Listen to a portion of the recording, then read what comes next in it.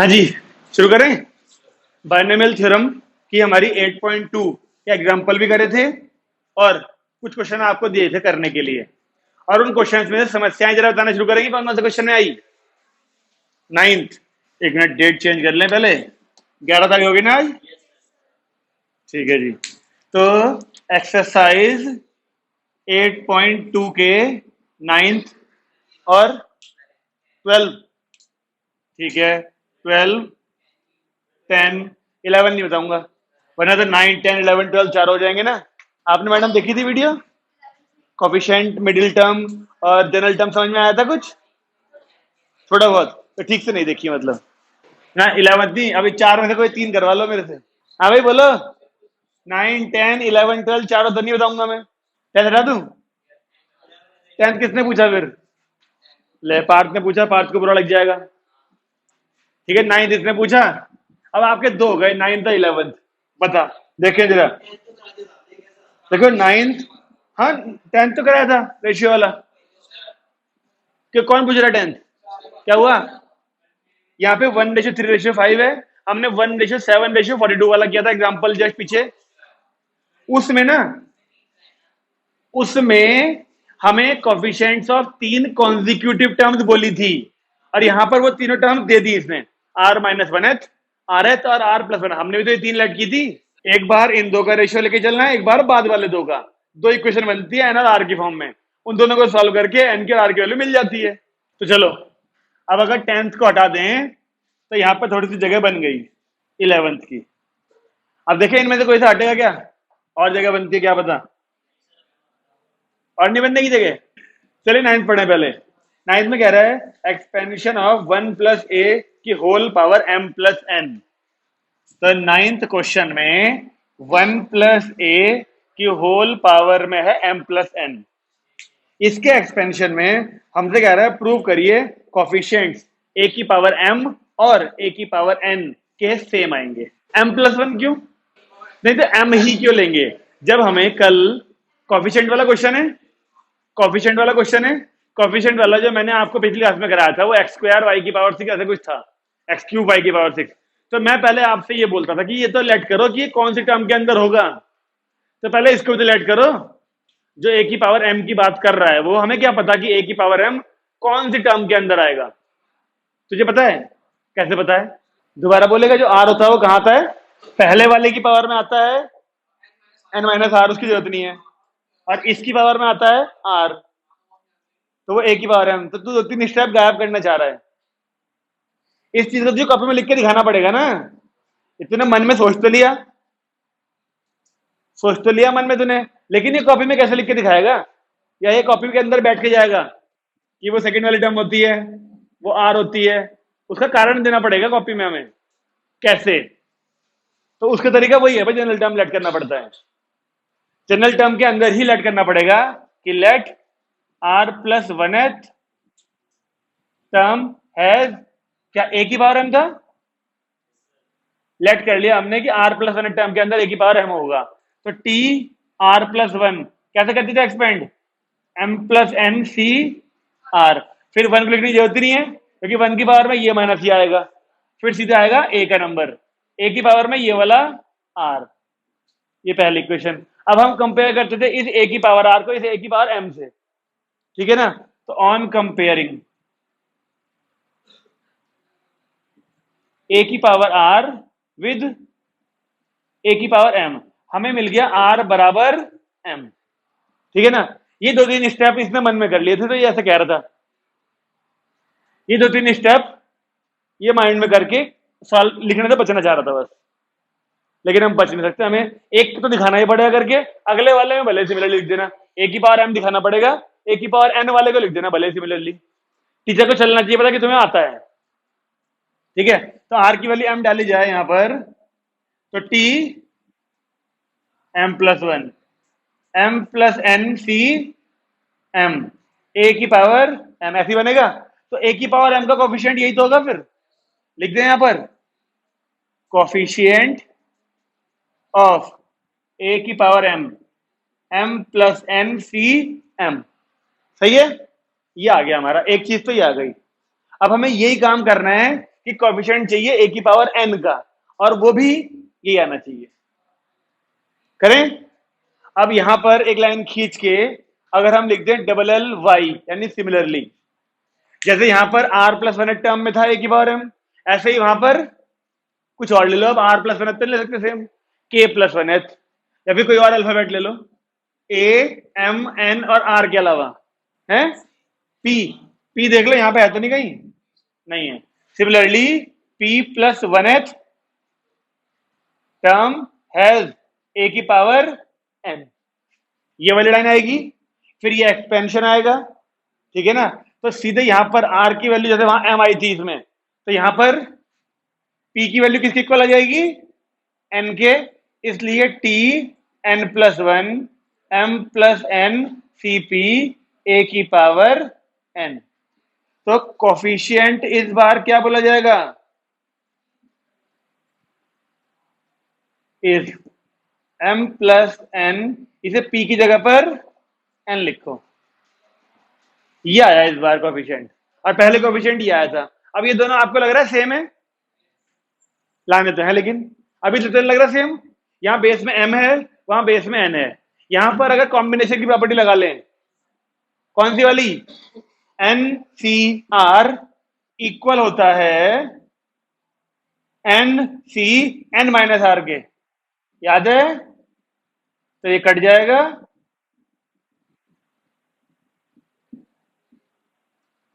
आया याद।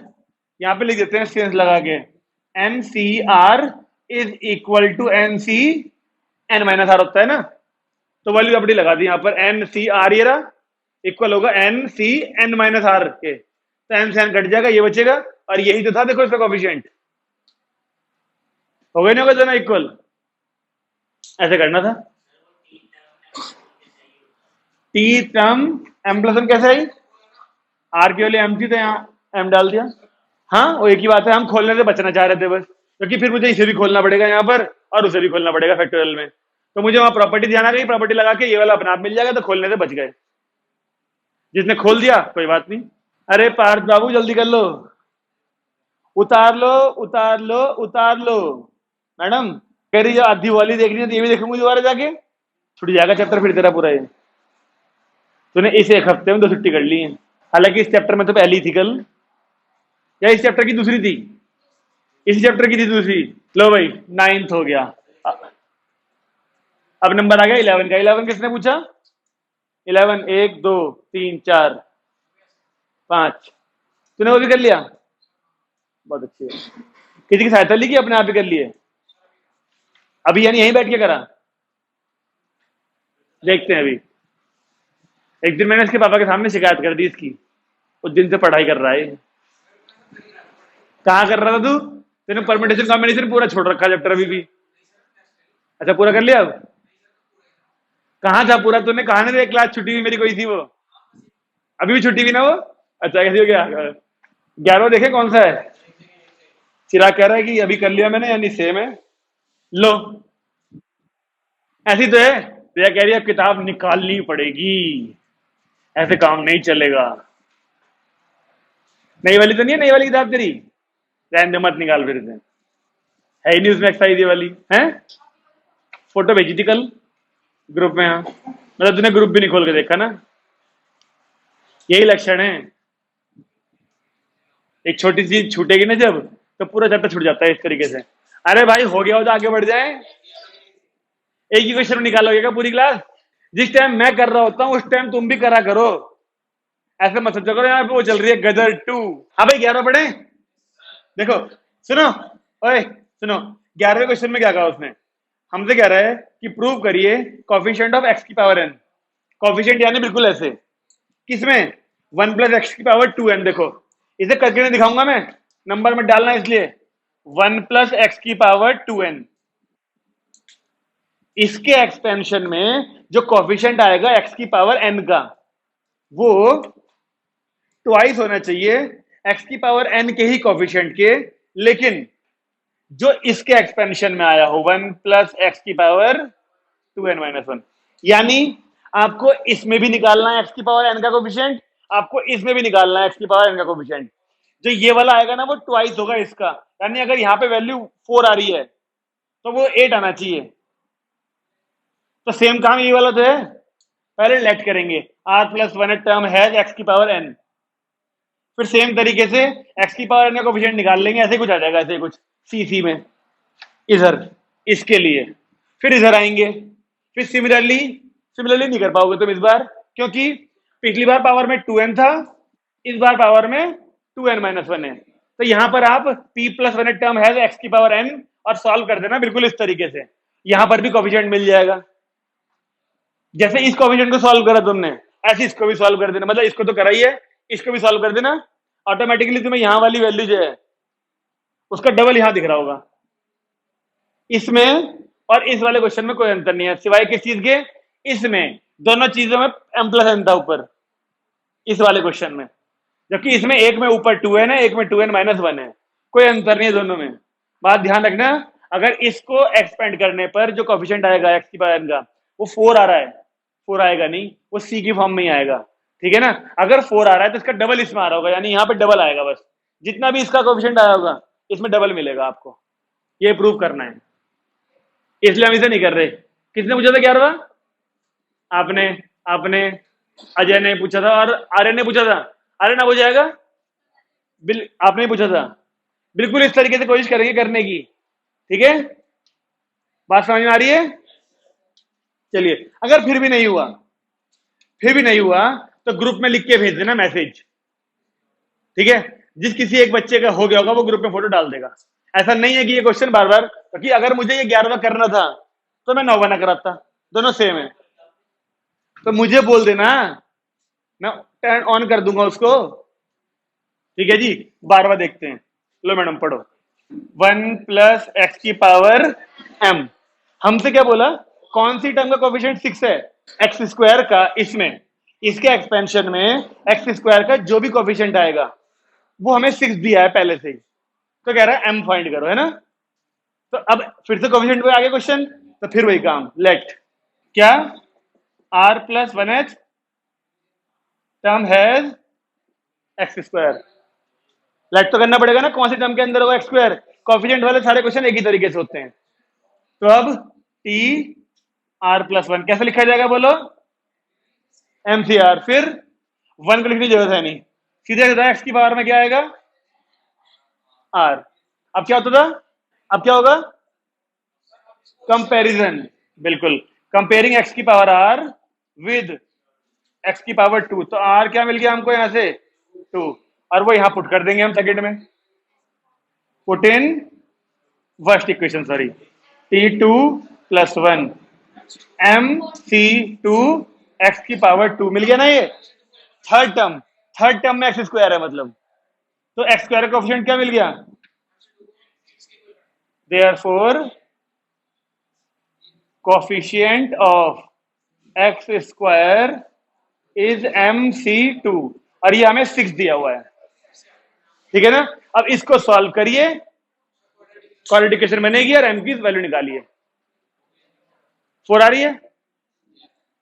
अभी तूने पूछा था ना, ये आ गया समझ में, कोई नया काम नहीं है, इत्तेफाक से ये तीनों क्वेश्चन कोफिशिएंट वाले ही थे, है ना। करो सॉल्व जल्दी से,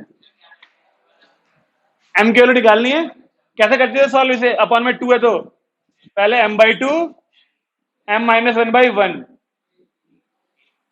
दिवाशित तरीका याद है, मैंने कहा था नीचे वाली वैल्यू जब 1 के पास होगी तो पहले ये अपॉन ये, ऊपर भी एक कम कर दो नीचे भी एक, और 1 तक खोलना होता है बस। अब इसे सॉल्व करो, क्वाड्रेटिक इक्वेशन है ये, एक आसान तरीका, नहीं तुम खुद करो, कंपेयरिंग वाला करना है यहां से ना। m की वैल्यू निकाल ली होगी तुमने, कितनी 10 आई 12 कितनी 4, m की वैल्यू 4, ठीक है, आ गया आपका। तो इस तरह से 8.2 खत्म हो जाएगी हमारी। एक ना बहुत बढ़िया क्वेश्चन है इसमें, उसी के नीचे है शायद, हाँ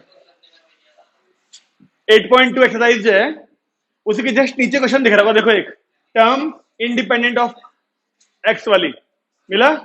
अगला एग्जांपल मैंने आपसे कहा है टर्म इंडिपेंडेंट ऑफ एक्स वाला, दिख रहा है, जरा बताओगे वो क्या टर्म है, मतलब जिसका एक्सपेंशन करना है वो क्या चीज है, 3/2x², नीचे x ऊपर ही है, उसमें भी ऊपर है, इसमें नीचे होगी ना, पूरे की पावर है कुछ, अब ये है। इसमें देखो समस्या क्या है, इस पूरे के एक्सपेंशन में किसी में एक्स की पावर 4 आएंगी यहां से, और यहां से मैनेज होने के बाद किसी में पावर 5, किसी में 6, ऐसे करके अलग अलग पावर आएंगी। ये हमसे कह रहा है वो टर्म ढूंढो जिसमें एक्स ना हो। टर्म इंडिपेंडेंट ऑफ एक्स का मतलब क्या हुआ, जिसमें एक्स ना हो। एक्स कब नहीं होगा, जब यहां वाले एक्स जितने भी आए होंगे और यहां वाले एक्स सारे आपस में कट गए होंगे। ऐसी टर्म आई होगी ना कुछ जिसमें एक्स स्क्वायर दिख रहा है तुम्हें, ये यहां फिर एक्स स्क्वायर आया, दोनों कट जाएंगे, तो उस टर्म में एक्स नहीं आएगा फिर। तो हमसे कह रहा है वो टर्म ढूंढिए जो कि इंडिपेंडेंट ऑफ एक्स हो, यानी जिसमें एक्स ना हो। इंडिपेंडेंट ऑफ एक्स का मतलब ये हुआ एक्स की पावर 0।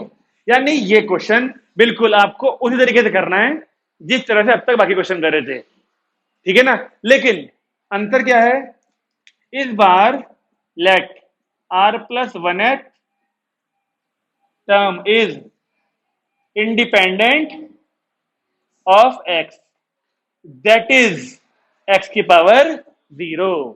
इंडिपेंडेंट ऑफ x का ये मतलब है कि x की पावर 0 होगी, x होगा ही नहीं, मतलब x की पावर 0 का मतलब 1 हो जाएगा ना वैल्यू।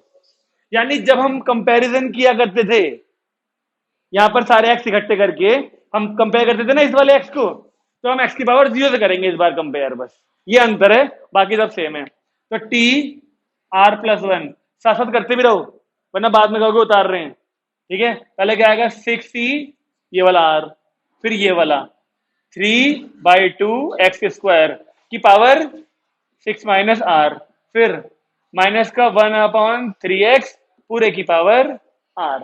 अब देखो ये क्वेश्चन क्योंकि मिसलेनियस का है, ये मिसलेनियस का है, इसलिए आप यहां से x की पावर को इतने आराम से यहां कंपेयर नहीं कर सकते। बताओ क्यों, क्योंकि यहां भी x है और यहां भी x है। पहले आप इन सारे x को कंपेयर, मतलब कंपेयर कर रहे हैं, इकट्ठे करिए, पहले सिंप्लीफाई करके एक लाइए x, जब अकेला x बचेगा उसकी कुछ पावर होगी तभी कंपेयर होगा वो उससे। बात समझ में आ रही है, तो अलग अलग करते हैं। 6cr ऐसे कैसा, यहां पर 3/2 की पावर भी हो जाएगी 6 माइनस r, और एक्स स्क्वायर की पावर क्या बन जाएगी 12 माइनस 2r। इस 2 की इन दोनों से इंटू होगी तो ये बन जाएगा, यहां पर आए तो -1/3 की पावर भी r होगी, और इस x की पावर भी क्या होगी r, तो वो ऊपर आएगा तो -r बन जाएगी ना x की पावर। अब एक x ये रहा और एक x ये रहा, इन दोनों को इकट्ठे करा जाए अगर तो 6cr ऐसे कैसा, 3/2 की पावर 6 माइनस r ऐसे कैसा, ये वाला माइनस के 1/3 की पावर r ऐसे कैसी, ये x और ये x इकट्ठे करेंगे तो 2r ये रहा और माइनस का r ये रहा, यानी 12 माइनस ये हो गया। देखो x इकट्ठे, अब कहीं और x नहीं है, अब हम इसको इससे कंपेयर कर सकते हैं, ठीक है ना। तो ऑन कंपैरिजन क्या होगा, कंपैरिजन में इसकी पावर उसकी पावर के इक्वल हो जाएगी ना, तो 12 माइनस 3r बराबर 0 से r की वैल्यू चेक करो, 4 आ गई नहीं आ गई, मिल गई ना 4, क्या एक्स को क्या कर रखा है सर्कल, हाँ एक्स इकट्ठा हो गया ना। अब सारे यहां सॉल्व हो गया, अब यही है एक्स और कहीं नहीं है, तो हमें इसी की तलाश थी अकेले एक्स की। अब जैसे ही अकेला हुआ फिर कंपेयर कर लिया एक्स की पावर 0 से एक्स की पावर 12 माइनस 3r को, ठीक है जी। अब अगर मैंने r को 0, ये r को 4 डाल दिया, अगर मैंने r को 4 डाल दिया इस इक्वेशन में, लो यहां पे लिख दू t r प्लस 1, कहीं नंबर तो नहीं डाला हुआ, तो ये पहली इक्वेशन मान लेते हैं, ठीक है। अब अगर मैं r की वैल्यू 4 डालूंगा, देखो इस पहली इक्वेशन में, तो यहां पर देखो इस वाले हिस्से हो केवल 4 3 12, 12 माइनस 12 एक्स की पावर 0, एक्स की पावर 0 यानी ये पूरा एक्स वाला हिस्सा हट जाएगा, तो केवल बचेगा ये और ये।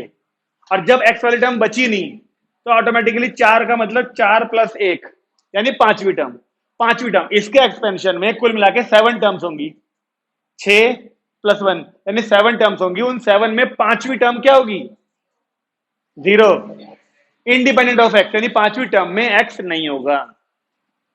आई बात समझ में, तो ये इंडिपेंडेंट ऑफ एक्स वाला क्वेश्चन भी तो बिल्कुल वैसा ही है, बस उसने इंडिपेंडेंट बोला, हमें अपनी सुविधा के लिए एक्स की पावर 0 समझना है उसको, ठीक है। तो उसने फाइंड भी करने को कहा था ये वाला, देखो फाइंड भी कहा ना, फाइंड द टर्म। तो आर की वैल्यू 4 पहली इक्वेशन में पुट करिए। अगर पहली इक्वेशन में की तो बन जाएगा T5 पुट इन 1, हाँ जी, T5 इज इक्वल टू 64, ये बन गया 64। 3/2 की पावर 6 माइनस 4 यानी स्क्वायर, 3/2 का स्क्वायर का मतलब 9/16, माइनस 1/3 की पावर 4, तो ये प्लस बन जाएगा, और 3 की पावर 4 यानी 81, 1 में 81, 9 से कट गया 9 बार। 64 कितना होता है, 62 के equal. NCR is equal to NC N minus R की मदद से ये 62 हुआ, यानी 6/2 और 5/1, और ये 1/16 और 9 था अपॉन में। तो 2 से 3 बार, 3 से 3 बार, और तो नहीं कुछ कट रहा। 5/48 आ रहा क्या, 5/12 आ रहा, कहाँ स्क्वायर, तो अच्छा 4 आता है यहां पर ना, ठीक है।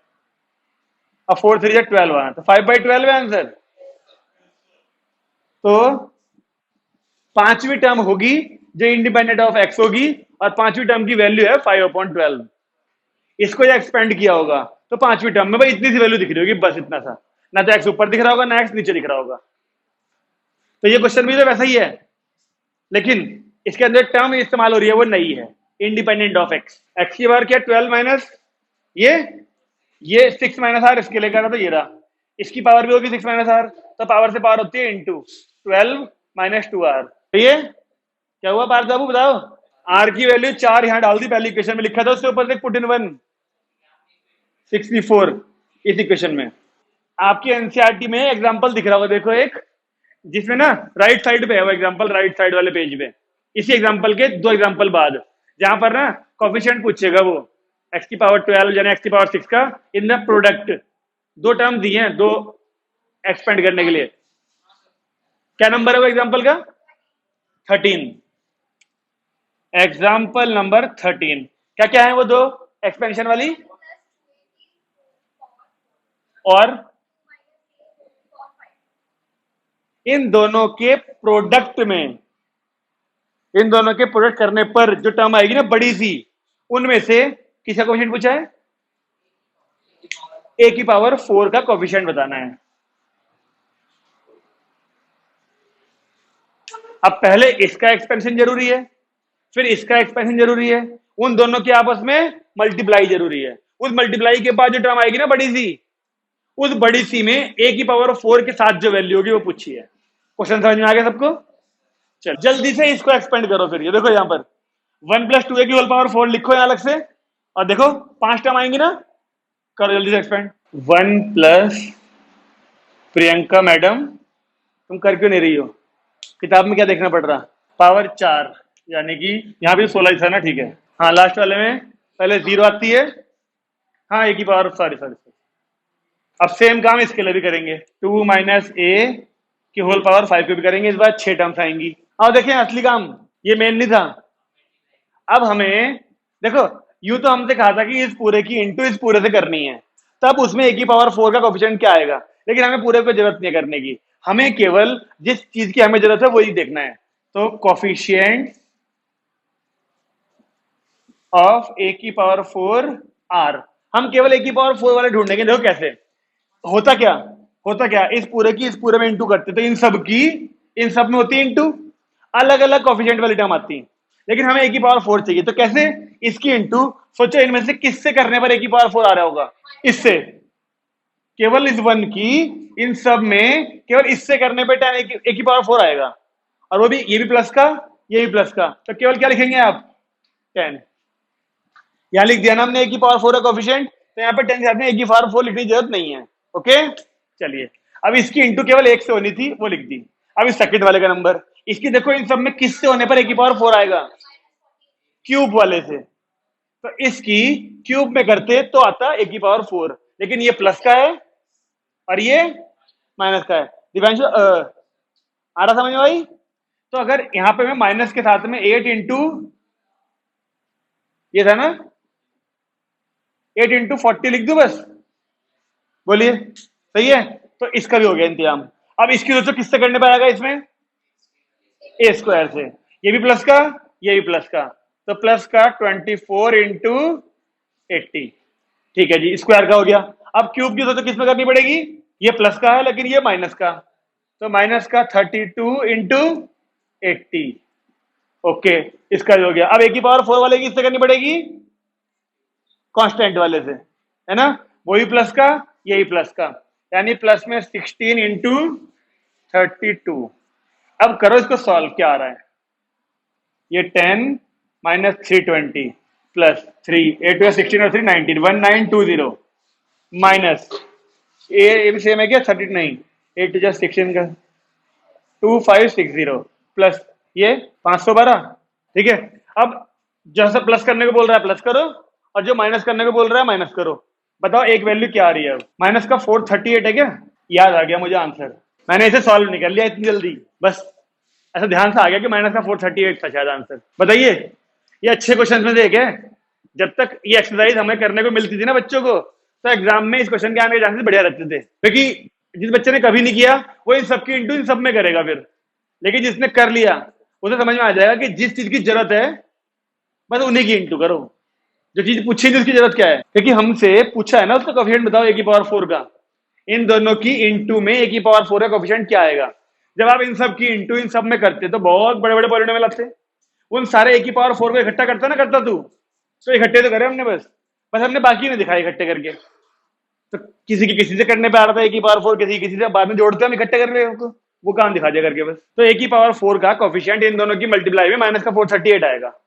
आगे समझ में, बोलिए, फ्रॉम एंड होल पावर। पहले क्या होता था, पहले जब मैं बच्चों को ना 10th क्लास में एपी पढ़ाया करता था, तो उस टाइम पर भी मैं बच्चों को एक तरीका समझाया करता था, शायद इन्हें सारांश और आर्यन का जो बैच था, अभिषेक का, इनको शायद बताया था। जब हम एपी में एक्सपेंड करते हैं ऐसे करके, टाइम दे रखी होती है हमें बहुत सारी, 10th में भी क्वेश्चन था, एनसीईआरटी में भी था, 20th टर्म निकालो लास्ट से क्या आएगी, आ रहा है याद कुछ। तो मैंने ना एक फॉर्मूला लिखवाया था उस टाइम भी, कि लास्ट से कोई टर्म पूछी हो तो वो शुरू से कौन से नंबर पे होती है निकालने का तरीका लिखवाया था। मैं 10th के बच्चों को फॉर्मूला बताता हूं, क्योंकि जो वो फॉर्मूला है कि लास्ट से कोई टर्म शुरू से कौन से नंबर पे होगी, वो फॉर्मूला केवल एपी का फॉर्मूला नहीं है, वो फॉर्मूला हर सीक्वेंस में काम करता है। जब भी कोई सीक्वेंस दे रखा हो आपको बहुत सारा, और पूछे कि जी लास्ट से 25वें नंबर वाली टर्म बताओ शुरू से कौन से नंबर पे होगी, तो वो निकालने का तरीका किसी एपी का नहीं है, वो हर सीक्वेंस का है, तो वो इस सीक्वेंस में भी काम करता है। आइए लिखिए, अभी ध्यान आ जाएगा अगर तुम्हें उस टाइम पे तुमने, क्योंकि 10th क्लास में भी ना दो तरीके थे करने के। एक तरीका ये कि ऐसे चलते हुए अगर D3 आ रहा है कॉमन डिफरेंस, तो पीछे देखते थे ना तो D को -3 बोल देते थे, और लास्ट वाले टर्म को फर्स्ट टर्म मान लेते थे, तो 28 टर्म लास्ट से निकाल लिया करते थे। वो आसान तरीका था, है ना। मैंने तरीका तब भी बताया था, अब फिर बता रहा हूं। देखो, हमसे पूछा rth टर्म फ्रॉम एंड, तो लिखते हैं, देखो rth term from end is equal to, last से आर नंबर पे कोई टर्म होगी तो वो शुरू से किस टर्म पे होगी। देखो पहले निकालो टोटल टर्म्स कितनी होंगी इसमें, n+1, टोटल कितनी होंगी n+1, माइनस वो जो पूछी है आपसे r, plus 1th term from start. तरीका है, देखो ये 5 है फिंगर्स, अगर काउंटिंग यहां से चालू हो रही है, अगर काउंटिंग यहां से चालू हो रही है, ठीक है ना, तो इसका नंबर चौथा आ रहा है या फिर तीसरा नंबर किसी की बात करते चलो, ठीक है ना, तीसरे नंबर पे है। अब अगर मैं इधर से देखूं, इधर से कौन से नंबर पे होगी, तीसरे पे ही है ना अभी। लेकिन आप क्या करोगे, आप सोचोगे कि ये 5 टर्म थी, इसे 3 माइनस कर दो तो दूसरा नंबर आ जाएगा, लेकिन ऐसा होता नहीं ना। देखो पहले क्या करना होता है, टोटल टर्म्स कितनी हुई 5, माइनस वो टर्म जो आपसे लास्ट से पूछी है। लास्ट से कौन सी पूछी है हमसे, नहीं इसमें बताओ फिंगर्स में, ये 5 टर्म है, हमसे पूछ रहा है लास्ट से थर्ड बताओ, यानी इधर से तीसरे नंबर वाली इधर से कौन से नंबर पे होगी वो पता लगा रहे हैं हम। तो इधर से तीसरे नंबर वाली के लिए R3 हो गया, टोटल 5 हो गया, 5 - 3 2 प्लस 1 करो तो क्या आएगा 3, यहां से तीसरे नंबर पे आएगी जो यहां से भी तीसरे पे थी। देखो 1 2 और 3, आसान है ना ये। चलो एक काम करो, लो 1 2 3 4 5 6 7 8 9 10 गिनना एक बार, 2 2 4 2 6 2 8 2 10। अब 10 डैश बना दिए। हमसे कह रहा है बताओ लास्ट से चौथे नंबर पे कौन सी वाली आएगी, शुरू से कौन से नंबर पे होगी वैल्यू वो। सब कहेंगे लास्ट से चौथे वाली शुरू से छठे पे होगी, है ना। लेकिन जरा देखो टोटल, पहले टोटल बताओ, टोटल क्या होगा, 10 है ना, तो 10 माइनस वो जो लास्ट से पूछी है 4, 10 माइनस 4 कितना हुआ 6, अब प्लस 1 करो 7th, यानी शुरू से देखो 1 2 3 4 ये हुई ना लास्ट चौथी, देखो शुरू से 1 2 3 4 5 6 7 पे आ गई नहीं आ गई, तो ये फॉर्मूला अप्लाई हो रहा नहीं हो रहा। तो ये फॉर्मूला आपको ध्यान रखना है, ये फॉर्मूला आपको हर सीक्वेंस में काम करेगा। जब भी वो कभी आपसे एंड से कोई वैल्यू पूछेगा तो आपको शुरू से निकालना कौन से नंबर पर चल जाएगा पता। तो अब हमसे क्या पता चले, देखो इससे क्या बना, n minus R plus 1 plus 1 2 बन जाएगा ना। एक काम करूं उसे ऐसे लिख दूं, बताओ ऐसे क्यों लिखा मैंने, r प्लस 1 की फॉर्म में, ये पूरे को r मान लेंगे अब, और ये प्लस 1 बन गया। हमें ढूंढना पड़ेगा ना अभी वाली term, n minus R plus 1 ढूंढने, उसमें ढूंढने को कही थी ना। हमने ये पता लगा लिया कि लास्ट से जो r नंबर पे थी वो शुरू से कौन से नंबर पे है, ये शुरू से है नंबर, और हम शुरू से ढूंढ लेंगे इस फॉर्मूले की मदद से, जनरल टर्म की हेल्प से। बात समझ आई हमने किया क्या, बात समझ आई हमने किया क्या। अजय भाई तो तुम कुछ परेशान लग रहे हो। टोटल टर्म्स n पावर थी तो टोटल कितनी आएंगी इसमें, हाँ 10 क्यों करेंगे 11 करेंगे, कितने आएंगे इसके एक्सपेंशन में टर्म्स कितनी आएंगी, तो 11 बोलना सीधे 11 आएगा फिर यहाँ, अगर पावर 10 होगी तो। वहां ये थोड़ी लिखा हुआ तो मैंने 10 काउंटिंग दिखाई तुम्हें 10, इस फॉर्म में लिखता ब्रैकेट में तब तू बढ़ाता ना एक, लास्ट से 4th पूछिए थे वहां पर हमने, पहले इसमें से ना 10 में से 4 को माइनस कर 6, फिर प्लस 1 कर 7, तो शुरू से 7वें नंबर पे तो थी यहाँ से, जो लास्ट से 4th पे थी। तू भी यार अजीब ही है। ले अब पता लगा टोटल टर्म कितनी होंगी उसमें, तो अब लगा ले हिसाब फॉर्मूला वाला, ये पूरी 10 है भाई। अब 5 कैसे आ रहा है यार, 10 माइनस 4 कितना होता है, अब फिर प्लस 1 करिए जरा। अब बोर्ड मास सिखाऊं तुझे, ढूंढ ले इस टर्म को, ढूंढ ले, हमें ढूंढने को कही थी उसने। तो पावर है n, C n minus R plus 1, फिर आएगा ये x, और x की पावर में आता है ये, जब माइनस करोगे तुम तो n कट जाएगा, इनके साइन बदल जाएंगे, यानी फिर a का नंबर, और a की पावर में जो यहां बेस में होता है,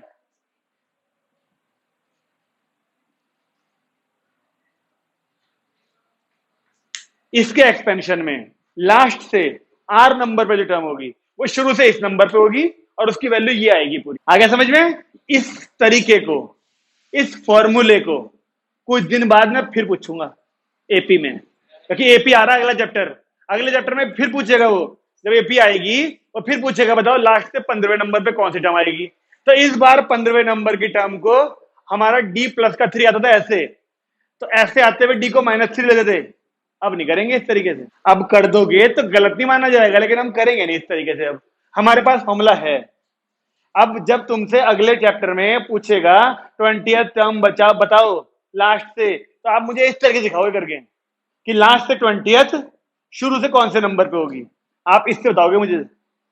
रट लो चाहे जो मर्जी कर लो, चाहे लिख लो यहाँ पर हाथ पे ना, टर्म की वैल्यू दे दे, अब फिर क्या पूछे, तो उस टर्म की वैल्यू में हम x को देख के डिसाइड कर लेंगे, x या y की पावर कुछ ना कुछ तो होगी, x की पावर 4 होगी 5 होगी, तो कोफिशिएंट वाले तरीके से कर लेंगे बस। नहीं मान ले उसने कह दिया कि ना इसके एक्सपेंशन में, या फिर x स्क्वायर प्लस वाई की पावर 20 है, इसके एक्सपेंशन में कोई टर्म 150 ऐसे आ रही है, बताओ कौन से नंबर पे, ये तो पूछना चाह रहा तू। तो हम इसकी टेंशन नहीं लेंगे ना, हम इसे देखेंगे अपने साथ वाली चीज को, एक्स क्यूब वाई है ना इसके अंदर। अब हम सोचेंगे फिर से कोफिशिएंट वाला तरीका, लेट कर लेंगे r plus 1 term has X cube Y, फिर वही सारा तरीका, बाद में एक्स वाले को कंपेयर करेंगे, अपने आप एक्स की वाली जब मिलेगी ना आर की, हमें चल जाएगा पता कौन से नंबर पे है टर्म।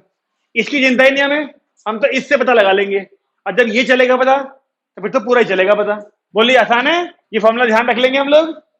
लास्ट से कोई सीक्वेंस में कोई टर्म है तो शुरू से कौन से नंबर पे होगी पता लगाने का तरीका है ये। और ये 3 बच्चे बैठे हैं, तुम्हें याद है मैंने ऐसे 10th में कराया था, आगे याद देख के। एपी में तो क्योंकि कॉमन डिफरेंस वाली बात होती है, इसलिए वहां तो उल्टा करके कर लेते हैं उसे, यहाँ पे नहीं कर सकते। a प्लस एक्स कर लें, हाँ तो हाँ उल्टे जाएगी, मैंने बताया ना तुम्हें, ऐसे करने पर सीक्वेंस ऐसे आ रहा है, और इसको उल्टा करने पर सीक्वेंस लास्ट वाली वैल्यू पहले आ जाती है, पहली क्लास में बताया था। इन्हें उल्टा करोगे तो सीक्वेंस भी बिल्कुल स्वैप हो जाएगा, सबसे लास्ट वाला सबसे पहले आता है, ठीक है, अकॉर्डिंगली बदल जाएगा। हमने एग्जाम्पल नंबर कर लिए 14 तक, लिखो होमवर्क फिर। इस एक्सरसाइज का पहला क्वेश्चन किस किसने किया था? मिसलेनियस का 1 2, मिसलेनियस का पहला भी दिया था वो, ए बी और एन फाइंड करने वाला करा था, 3 बच्चों ने किया था, तो बाकी उन्होंने नहीं करा, तो ठीक है, पहला, दूसरा, तीसरा, तीसरा वही वाला था प्रोडक्ट वाला, ठीक है ना। ये 3 क्वेश्चन है होमवर्क के लिए।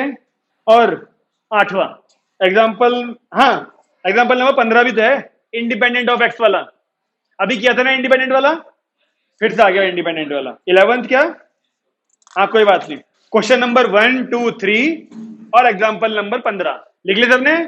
क्वेश्चन मिसलेनियस की बात चल रही है, क्वेश्चन नंबर 1 2 3 और एग्जाम्पल नंबर 15, ये सबकी कॉपी में 8 ट्राई कर लेना, 8 क्योंकि खत्म नहीं होगा तुमसे वो, सुनो 8 को ट्राई करना, ट्राई करने से मतलब है ये वाले फॉर्मूले का इस्तेमाल होगा उसमें, उसमें लास्ट से 4th टर्म पूछी हुई है, तो आप लास्ट से 4th टर्म ढूंढ तो लेना ही।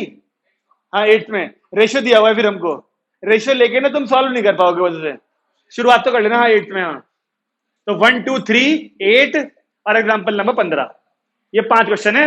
इन 5 में से 8वें क्वेश्चन के लिए तो छूट मिल सकती है किसी को भी, लेकिन बाकी क्वेश्चन परसों चेक करूंगा, उसके बाद ही बैठने का मौका दूंगा क्लास में, आपके लिए छूट है, ठीक है ना। परसों, यस, अब क्या फ्राइडे आज, सैटरडे संडे मंडे, हाँ मंडे को, मंडे तक आपने मैसेज नहीं करा मुझे, चलो रुक जाओ पहले, बंद करें क्लास।